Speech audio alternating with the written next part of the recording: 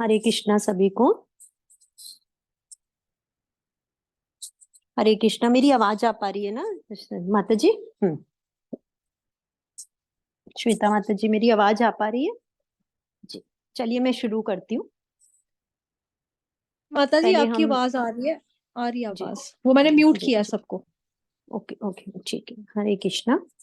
पहले हम मंगलाचरण ले लेते हैं। ओम अज्ञानतिमिरान्धस्य ज्ञानाञ्जनशलाकया चक्षुरुन्मीलितं येन तस्मै श्रीगुरवे नमः। श्रीचैतन्यमनोभीष्टं स्थापितं येन भूतले स्वयं रूपं कदा मह्यं ददाति स्वपदान्तिकम्। वन्देऽहं श्रीगुरु श्रीयुतपदकमलं श्रीगुरून् वैष्णवांश्च श्रीरूपं साग्रजातं सहगण रघुनाथान्वितं तं सजीवम् साद्वैतं सावधूतं परिजनसहित कृष्ण चैतन्य देवं श्रीराधा कृष्ण पादान् सहगण ललिता श्री विशाखान्वितांश्च। हे कृष्ण करुणा सिंधु हे कृष्ण करुणा सिंधु दीनबंधो जगतपते गोपेश गोपिका कांता राधा कांता नमस्तुते।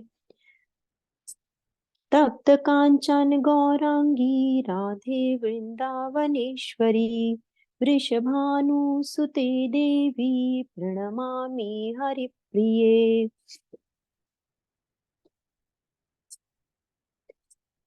वाचा कल्पतरुभिक्षे कृपा सिन्धुभ्य एव च पतितानां पावनेभ्यो वैष्णवेभ्यो नमो नमः। हरे कृष्ण कृष्ण कृष्ण हरे हरे हरे राम राम राम हरे हरे। हरे कृष्ण कृष्ण कृष्ण हरे हरे हरे राम राम राम हरे हरे। हरे कृष्णा सभी को। आज हम ईशोपनिषद शुरू करने वाले हैं। तो पहले हम थोड़ा सा आपको ब्रीफ दे देते हैं कि ईशोपनिषद क्या है। जैसे आप जानते हैं कि जो हमारा हिंदू धर्म है उसके अंदर 4 वेद हैं, 4 उपवेद हैं, 6 शास्त्र हैं, 18 पुराण हैं और हमारे 108 उपनिषद बताए जाते हैं। उसमें से कुछ उपनिषद जो कि प्रमुख उपनिषद हैं, 14 उपनिषद हैं। ईशोपनिषद, केन, कठोपनिषद, मांडुक्य, तैत्तिरीय, ऐतरेय, छांदोग्य, श्वेताक्षर, ब्रह्मदारणायक, कौशिक, मुंडक और प्रश्न और मैत्राणी है। तो इसमें जो है, जो सबसे बड़ा उपनिषद है वो ब्रह्मदारणायक उपनिषद है और मांड्योक उपनिषद है वो सबसे छोटा उपनिषद है जिसमें कि 12 श्लोक आते हैं। और सबसे प्राचीनतम जो है वो ब्रह्मदारणायक और छांदो उपनिषद है, वो बताए जाते हैं।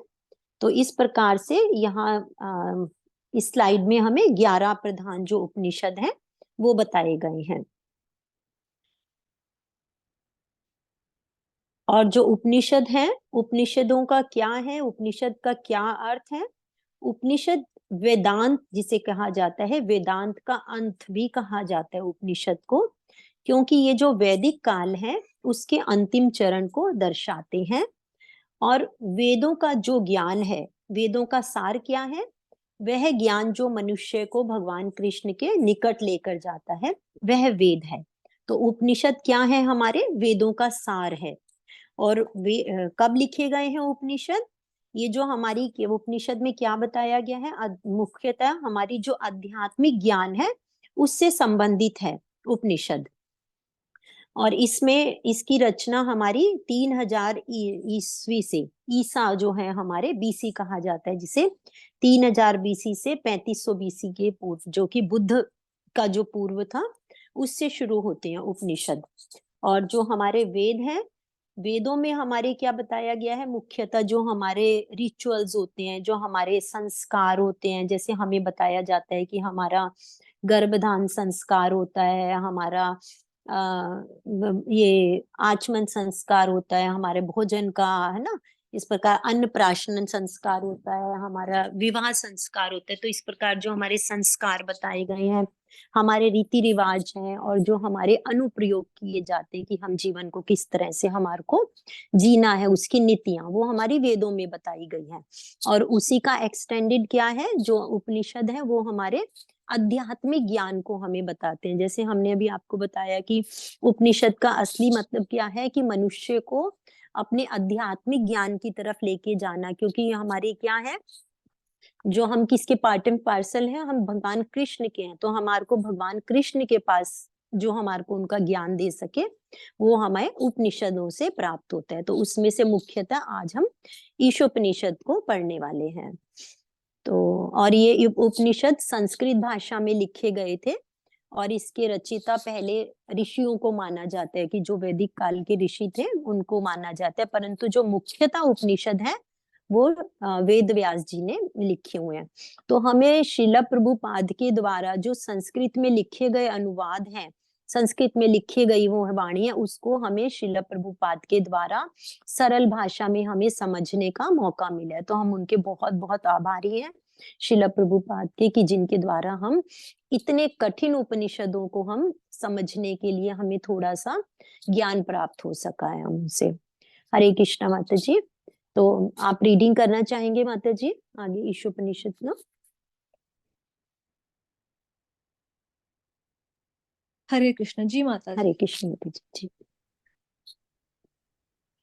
जी।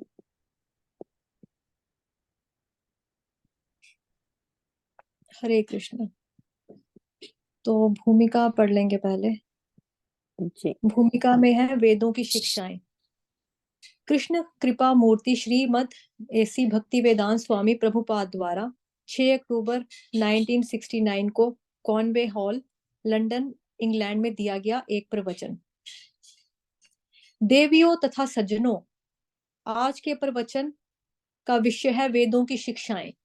वेद क्या है? संस्कृत में वेद की मूल धातु विद की व्याख्या कई प्रकार से की जा सकती है, लेकिन अंततः उद्देश्य एक ही है। वेद का अर्थ है ज्ञान। कोई भी ज्ञान जिसे आप स्वीकार करते हैं वेद है, क्योंकि वेदों की शिक्षाएं मूल ज्ञान है। बद्ध अवस्था में हमारे ज्ञान में अनेक अपूर्णताएं रहती हैं। बद्ध आत्मा और मुक्त आत्मा में यही अंतर है कि बद्ध आत्मा में 4 प्रकार के दोष पाए जाते हैं। पहला दोष यह है कि वह त्रुटियां करता है।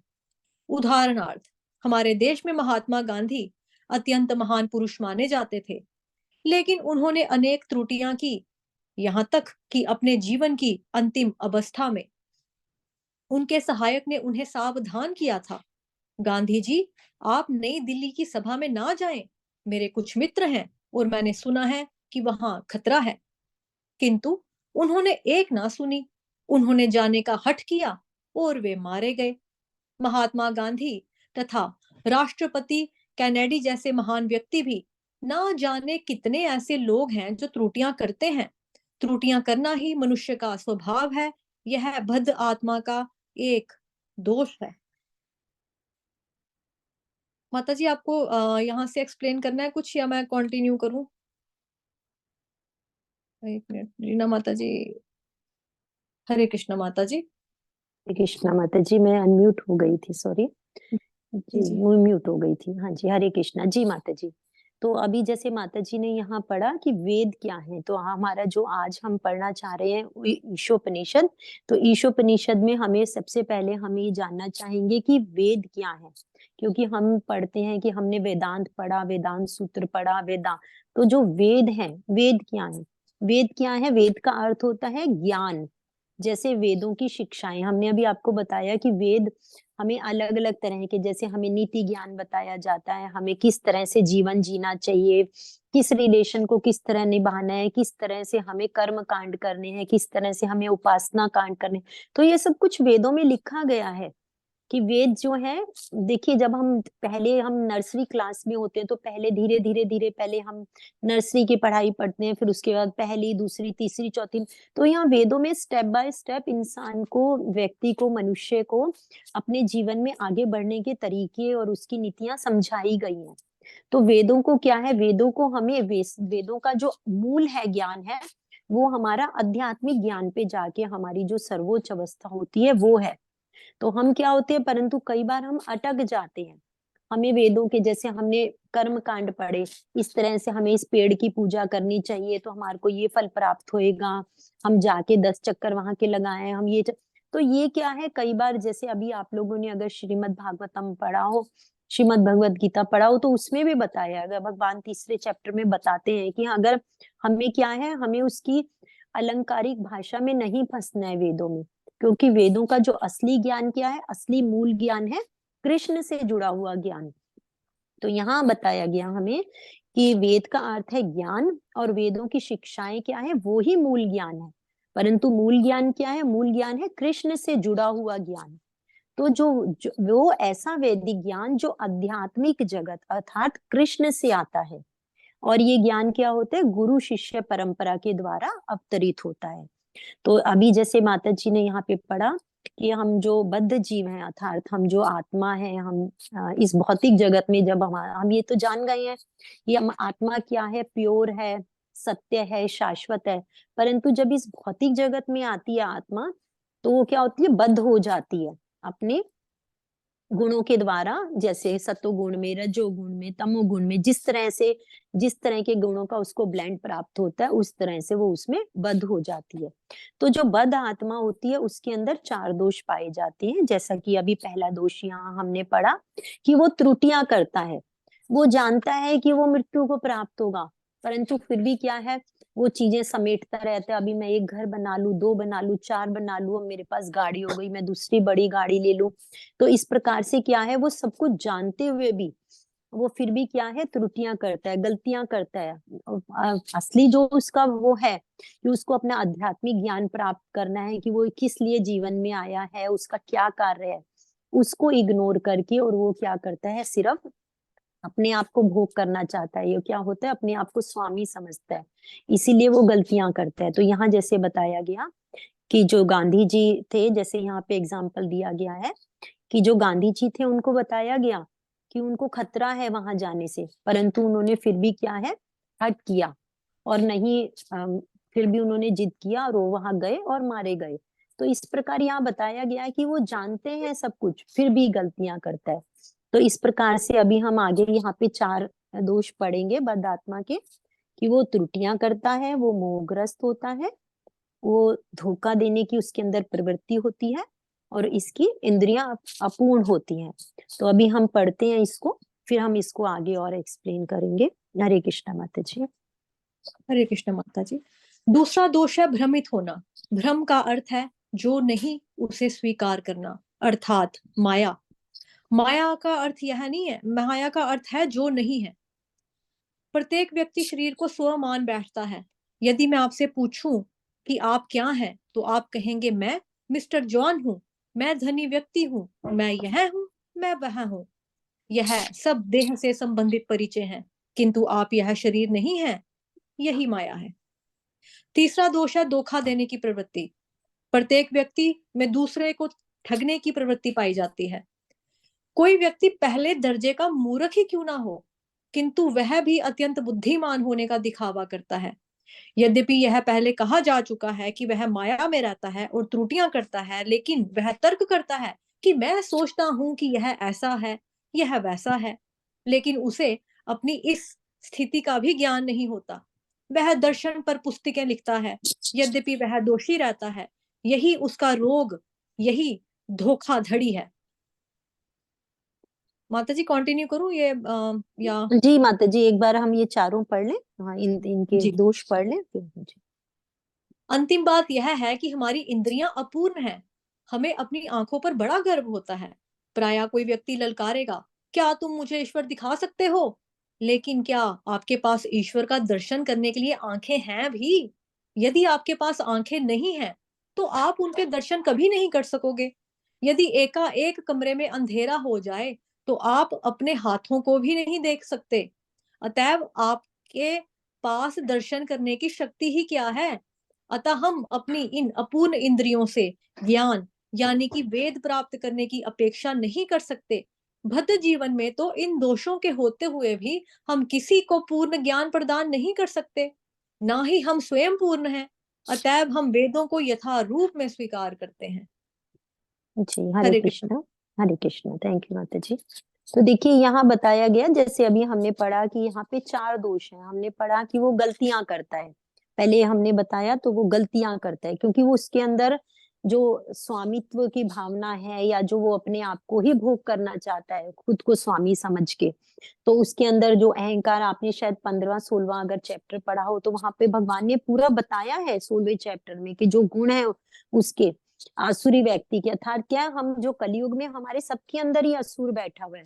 देखिए कहा जाता है कि जो सतयुग था उसमें 4 लेटर के असुर आते थे, हिरण्यकश्यप है, हिरण्याक्ष है, ये सारे, ठीक है। इसी तरह से फिर जब हम सतयुग के बाद हम त्रेता युग में आते हैं तो हमारे 3 अक्षर हो जाते हैं, घट जाते हैं उसके अक्षर, रावण।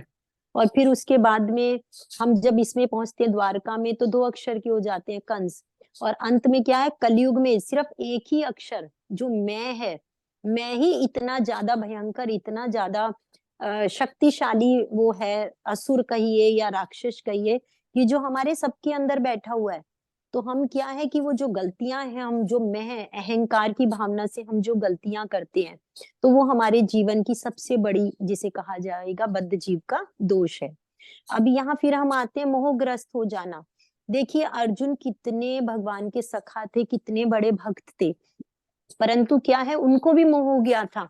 अगर आप लोग जाने तो सेकंड चैप्टर में भगवान उनको बताते हैं, जब वो कहते हैं कि भगवान मैं तो युद्ध नहीं करूंगा क्योंकि ये सारे मेरे परिजन हैं और मैं इनसे कैसे युद्ध करूंगा, मैं तो इन में पाप मुझे लगेगा, मेरे अंदर दया की भावना, तो ये सारे उनके अंदर जो थे वो उनको मोह की तरफ ले जा रहे हैं, क्योंकि वो स्वयं को ये समझ रहे हैं कि मैं करता हूँ, परंतु करता वो नहीं है। तो भगवान उनको क्या बताते हैं, भगवान ने उनको कहा सेकंड चैप्टर में कि क्लेब्य माम समगम पार्था नेत्व पद्यते शुद्रम हृदय दौर्बल्यम त्यक्त तोष्टिस परंतपा, कि हे प्रथा पुत्र, तुम इस तरह से नपुंसकता को मत प्राप्त करो, ये तुम्हें शोभा नहीं दे रहा है।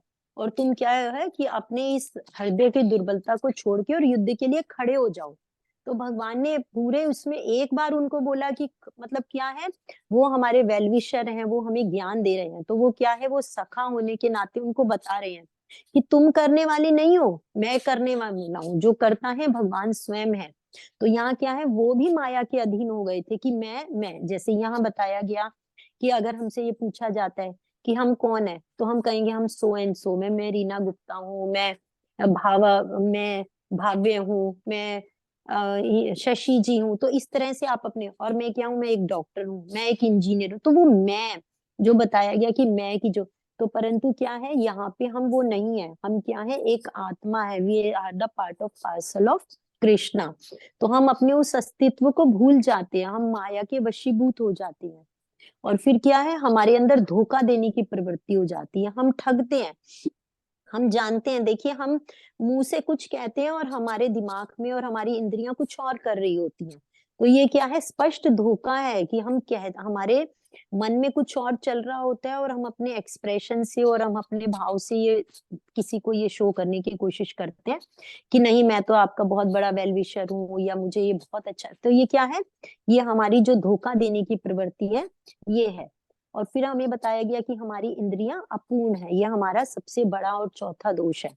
हम क्या कहते हैं, हम कह देते हैं कि जितना हमें दिखाई देता है, हम कहते हैं हम कैसे देख सकते हैं, हमारी इंद्रियां तो पूर्ण है, हम देख भी सकते हैं, हम खा भी सकते हैं, हमारे हाथ पांव भी चलते हैं, परंतु आप कितनी दूर तक देख सकते हैं? आप यहाँ खड़े होकर अगर सूरज को देखते हैं तो आपको कितना बड़ा दिखाई देता है, वो एक गोले के स्वरूप में दिखाई देता है, और जबकि वो हजारों किलोमीटर डायमीटर में फैला हुआ है।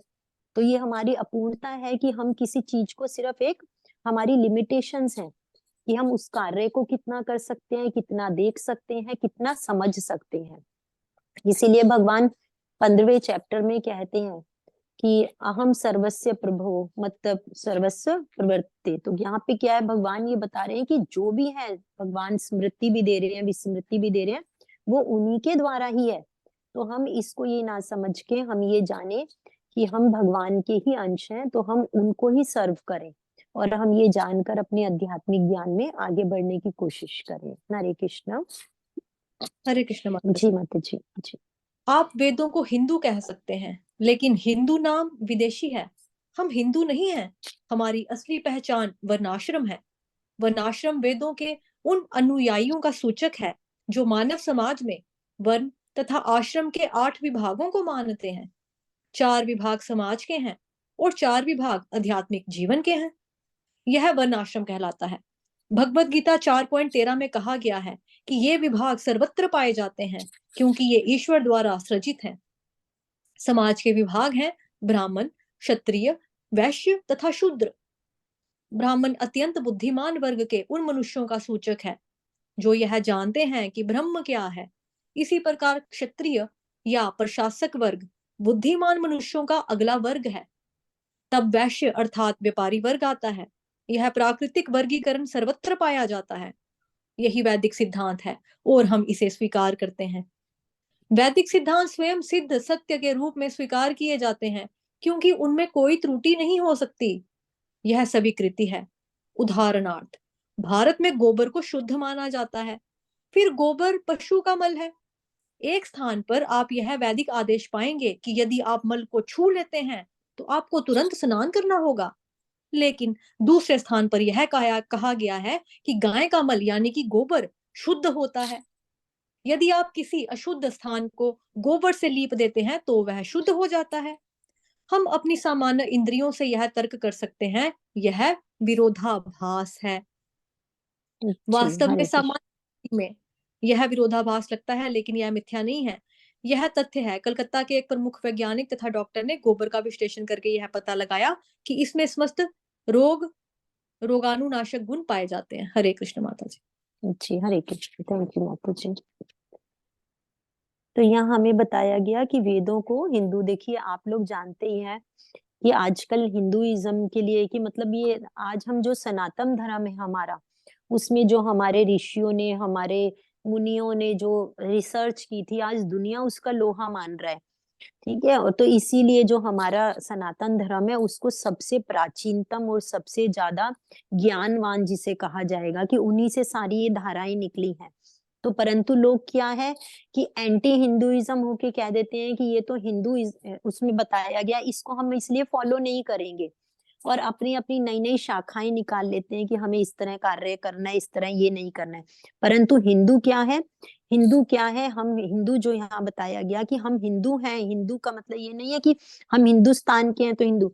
हमारी असली पहचान है वर्णाश्रम धर्म।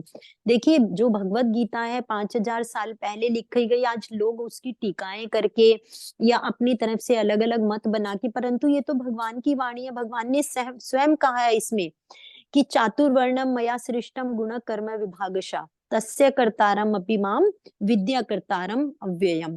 तो भगवान ने स्वयं स्पष्ट कर दिया कि ये भगवान के द्वारा बनाए गए हैं। भगवान यहाँ बताते हैं कि जो लोग ये कह देते हैं कि ये तो डिफरेंशिएशन है, और ये तो भेदभाव करने की भावना है कि तुम ब्राह्मण हो, तुम वैश्य हो, तुम शूद्र हो, तुम, परंतु यहाँ भगवान ने स्पष्ट बताया है कि यहाँ जाति के अनुसार नहीं है। ये जो गुण है हमारे, ये प्रकृति के तीनों गुण हैं, जो उनसे उनके कर्म के गुण कर्मस विभागश है, प्रकृति के 3 गुण, और जो कर्म करता है व्यक्ति उसके अनुसार मानव समाज के जो 4 विभाग हैं वो किए गए हैं।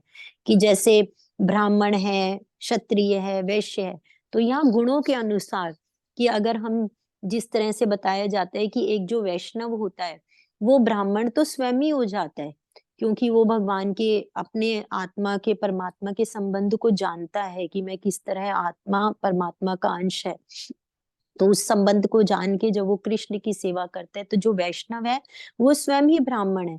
तो यहाँ पे जो उसके कर्मों के अनुसार, उसके गुणों के अनुसार विभाग है ये।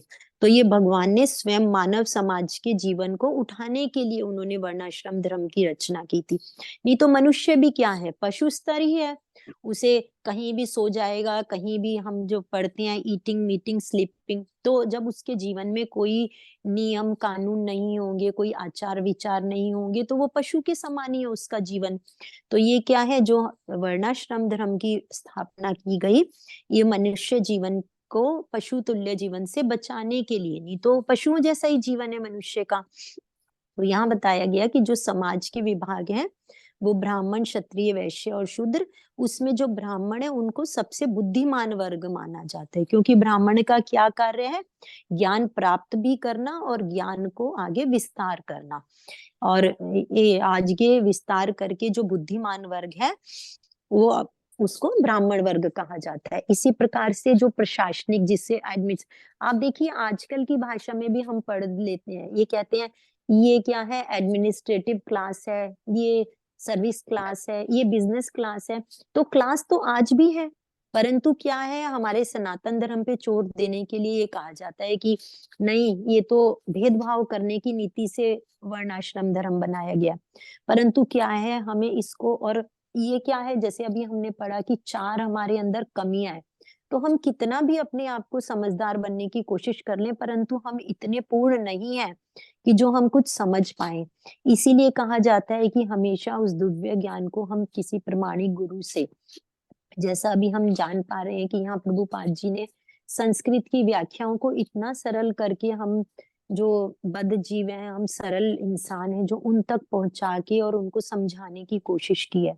तो इसमें हमें अपनी बुद्धि लगाने की जरूरत नहीं है। हमें क्या है, जैसा हमें प्रमाणिक गुरु के द्वारा बताया जाता है, समझाया जाता है, जो हम आदेश पाते हैं, हम उनको फॉलो करने की, समझने की कोशिश करें। अब भी आप लोग भक्ति रसामृत सिंधु में पढ़ भी रहे होंगे कि हमें किस तरह से करना चाहिए, क्या आचार करना चाहिए, क्या नहीं करना चाहिए। तो ये क्या है, इस तरह से जब हम साधना भक्ति करते हैं, साधन के द्वारा हम समझते हैं कि क्या ठीक है, क्या नहीं ठीक है, तो उन आदेशों का जब हम पालन करते हैं, तो धीरे धीरे हम प्यूरिफाई होते जाते हैं, और वो प्यूरिफाई होके ही हम क्या है, इस ज्ञान को समझ पाते हैं। तो ये जिस तरह से यहाँ बताया गया कि एक ये जो गोबर का यहाँ पे वो दिया गया, एग्जाम्पल दिया गया कि गोबर को हम क्या है, कि वैसे तो हम ये समझते हैं कि हाय ये तो खराब चीज है, किसी का अगर शिट को हम कहेंगे कि ये तो बुरी चीज होती है, परंतु जैसे हमारे वेद बताते हैं कि जो हम, अगर हम गाय के गोबर से आंगन को लेप देते हैं, तो उसके अंदर कितने, आप लोग देखिए कि इतनी रिसर्च हो रही है आजकल, आजकल लोग वापिस पुरानी उन पे चले गए हैं। मिलेट यूज कीजिए, गोबर के गाय से आप उसको वो कीजिए, कितनी दवाइयां बनने लगी हैं उसके प्रति। पर तो क्या है, ये हम नहीं समझ पाते हैं। धीरे धीरे क्या होता है, अगर हम वेदों को पढ़ते हैं, उनको फॉलो करते हैं, तो अगर उस तरह से हम उसमें आगे बढ़ सकते हैं। जैसे यहाँ बताया गया कि गोबर का विश्लेषण करने से ही ज्ञात होता है कि उसमें रोगाणु वो पाए जाते हैं, गुण पाए जाते हैं। तो इस प्रकार से हमें यहाँ क्या है, यहाँ जो हमारा कहने का मतलब है, अभी तक हमने जितना पढ़ा, कि हमें पहले वेदों को, और सबसे बड़ी क्या होती है, समझने और पढ़ने के लिए पहले हमें उसके लिए संपूर्ण शरणागत होना होता है, कि हमें उसके ऊपर श्रद्धा रखनी होती है। अगर हम कोई चीज पे पहले श्रद्धा करते हैं, तो धीरे धीरे ही, जैसे आप लोगों ने श्रद्धा के द्वारा आप लोग आगे बढ़े, आपको साधु संग मिला, माता जी की संगत में आप लोग आए, आने के बाद धीरे धीरे आपकी असंगति छूटने लगी, छूटने के बाद में आपकी आसक्ति भगवान के बातों को पढ़ने की, समझने की, उसमें आपकी आने लगी कि आप उस ज्ञान को लेना चाहते हैं। तो यही प्यूरिफिकेशन होने का तरीका होता है। हरे कृष्णा माता जी। हरे कृष्ण माता जी। ओके, यहाँ तक पढ़ लिया था ना। भारत में यदि कोई व्यक्ति किसी दूसरे व्यक्ति से कहता है तुम्हें यह करना चाहिए, तो दूसरा व्यक्ति यह कह सकता है तुम क्या कहना चाहते हो? क्या यह कोई वैदिक आदेश है जो मैं बिना तर्क के तुम्हारा कहना मान लूं? वैदिक आदेशों की व्याख्या नहीं की जा सकती, लेकिन अंततः यदि आप ध्यान पूर्वक अध्ययन करें कि ये आदेश क्यों है, तो आप पाएंगे कि यह सही भी है। वेद मानवीय ज्ञान के संकलन नहीं है। वैदिक ज्ञान आध्यात्मिक जगत से अर्थात भगवान कृष्ण से आता है। वेदों का अन्य नाम श्रुति है।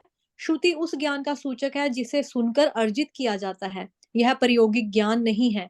श्रुति माता के तुल्य मानी जाती है। बहुत सारा ज्ञान हमें अपनी माता से ही प्राप्त होता है। उदाहरणार्थ, यदि आप जानना चाहते हैं कि आपका पिता कौन है, तो इसका उत्तर कौन दे सकता है? आपकी माता। यदि आपकी माता कहती है यह रहे तुम्हारे पिता, तो तुम्हें यह स्वीकार करना पड़ता है। प्रयोग करके यह ज्ञात कर पाना कि वह आपको पता है कि नहीं, संभव है कि नहीं, संभव नहीं है। इस तरह यदि आप अपने अनुभव से परे, अपने प्रायोगिक ज्ञान से परे, अपनी इंद्रियों के कार्यों से परे कुछ जानना चाहते हैं, तो आपको वेदों को स्वीकार करना होगा। इसमें प्रयोग करने का कोई प्रश्न नहीं उठता। इसका प्रयोग पहले ही हो चुका है, यह निश्चित हो चुका है। उदाहरणार्थ, माता के कथन को सत्य मानना होता है। इसके लिए अन्य कोई उपाय नहीं है। हरे कृष्ण माता जी। जी हरे कृष्णा, कितना सुंदर बताया गया है। देखिए कि जो वेदों का कंपैरिजन है, वेदों को क्या बताया गया, माता के समान बताया गया है। तो यहाँ पे जो उपमा दी गई है, ये इतनी सुंदर उपमा कि हम देखिए कि हम नहीं जानते हैं ना, जब हम कि हमारा पिता कौन है, हमारे को जो अब हमारी माता जो बता देती है। तो इसीलिए कहा जाता है ना कि जो हमारी माता होती है वो सबसे पहले हमारी टीचर होती है, हमारी गुरु होती है हमारी। तो हम उसके अनुसार, तो यहाँ जो वेद है उनको माता के तुल्य बताया गया है कि जो वेद है वो माँ के समान है। और माँ से अगर आप पूछते हैं कि पिता कौन है, क्योंकि हमें कोई रिसर्च करने की जरूरत नहीं पड़ेगी इसमें कि मेरे पिता कहाँ है, डीएनए टेस्ट कराने जा रहे हैं या हम औरों से सर्वे कर रहे हैं, ये सब तो हमें क्या है, सिर्फ क्या करना है, माता से पूछना है कि मेरे पिता कौन है। और माता ने बताया ये तुम्हारे पिता हैं, और उन्हें हम स्वीकार करते हैं। तो इसी प्रकार क्या है, जैसे अभी हमने आपको पीछे भी अभी पिछली डेफिनेशन में बताया कि हमारी इतनी बुद्धि पूर्ण नहीं है। अभी हम आगे पढ़ेंगे कि हमारे ज्ञान को प्राप्त करने की दो तरीके होते हैं कि हम उसको या तो रिसर्च करके जाएं, छानबीन करें सब, परंतु क्या है, और कुछ ऐसा भी है कि हम जो हमारे, जैसे हमने पढ़ा कि जो वेद है हमारे, वो कहाँ है, वो भगवान के द्वारा, वो आध्यात्मिक ज्ञान है, वो हमें भगवान से प्राप्त हुआ है।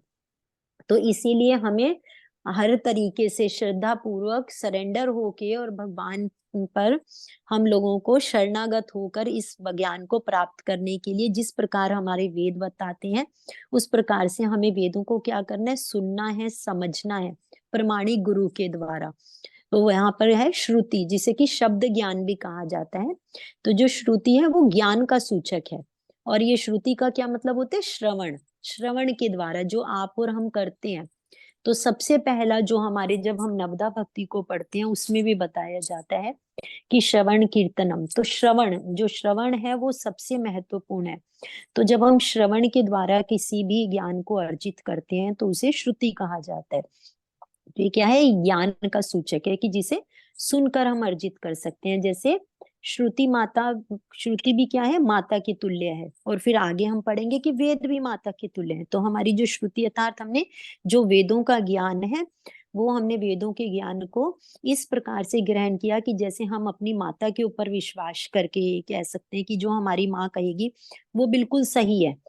तो वही वाली चीज क्या है, अगर हम वेदों को पढ़ें, समझें और उसके बाद हम उसको अपने व्यवहार में लाएं उसको, तो क्या होता है, ये जो हमारी ये है, इसलिए अभी जैसे हमने पढ़ा कि हमारी इंद्रियां अपूर्ण है, तो हम अपनी इंद्रियों के द्वारा ना जान के, और हम क्या है, वेदों के द्वारा अपने वेदों को श्रुति, उससे प्रमाण के द्वारा समझ के हम उसको आगे बढ़े। और माता के वाक्य को ही जहाँ बताया गया कि सत्य माना गया है, तो इसी प्रकार से हमें वेदों के ऊपर पूरी शरणागति से हम इस ज्ञान को प्राप्त कर सकते हैं। हरे कृष्ण माता जी। हरे कृष्ण माता जी।